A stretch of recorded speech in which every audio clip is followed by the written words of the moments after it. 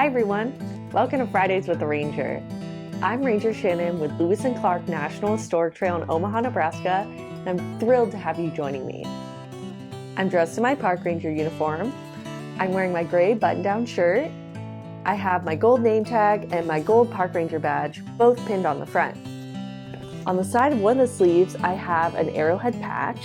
It says National Park Service in the middle, and then it has a bison, some trees, and some mountains embroidered on it. I hope you like my background too. It's just a sheet with some colorful ducks on it. As we get into today's video, I want you to think about a time where you had to use a backup plan because your original plan didn't work out. What was your original plan, and why didn't it work? What was your backup plan, and how did it change the outcome?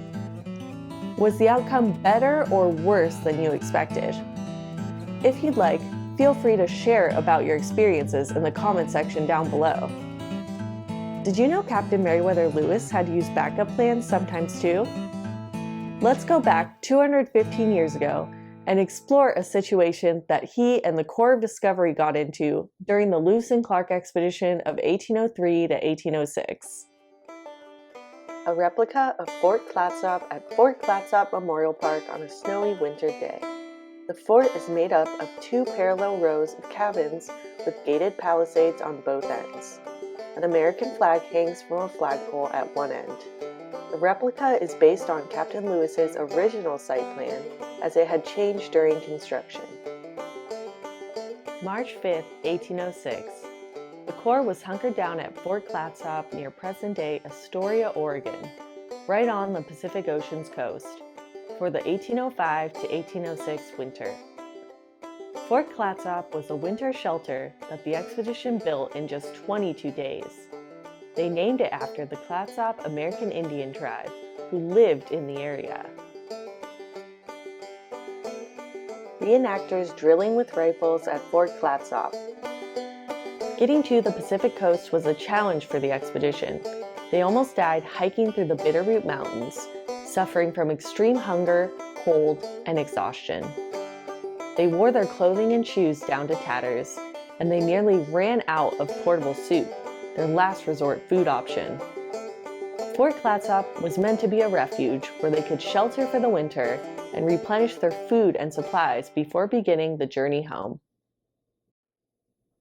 Unfortunately, it didn't always feel like a refuge. Most days were cloudy, gray, miserably cold, and rainy.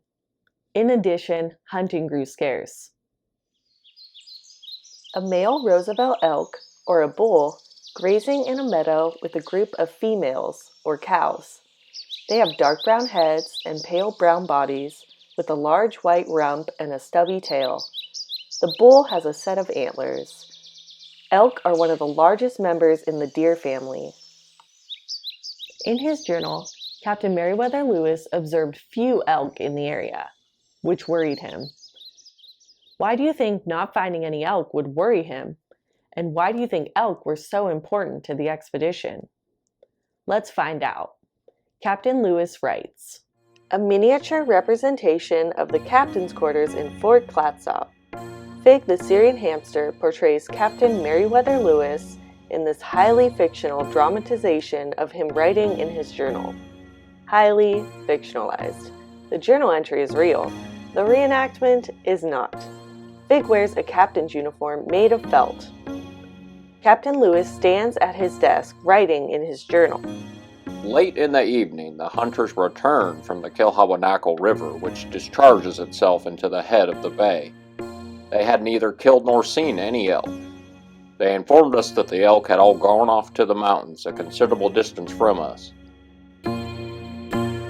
A close-up of Captain Lewis's journal entry which reads, "Where are elk? I need elk." This is unwelcome information and rather alarming. Captain Lewis knocks his desk over in a fit of rage. His journal flies onto the floor. The cover reads, "Lewis's diary. Keep out." We have only 2 days' provisions on hand, and that nearly spoiled. Captain Meriwether Lewis, March 5th, 1806. Elk was one of the few meat supplies that the Corps had access to during their stay in the Pacific Northwest. From December 1805 to March 1806, they killed 131 elk in total.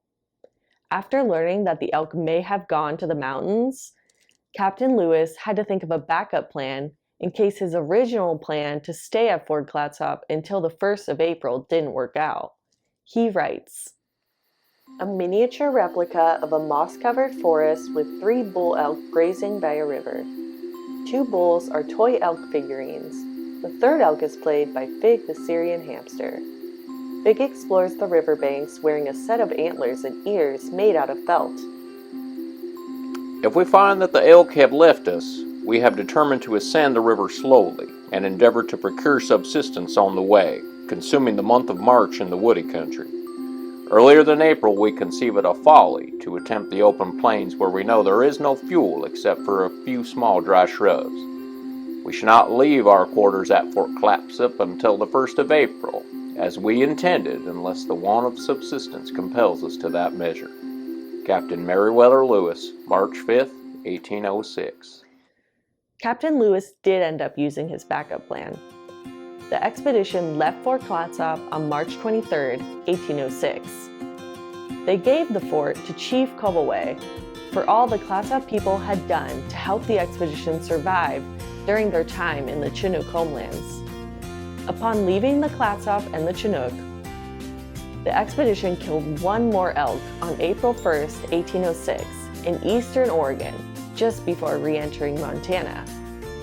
And that's all for this week's Fridays with a Ranger. I hope you enjoyed today's video, and come back soon. Have a great weekend. Bye.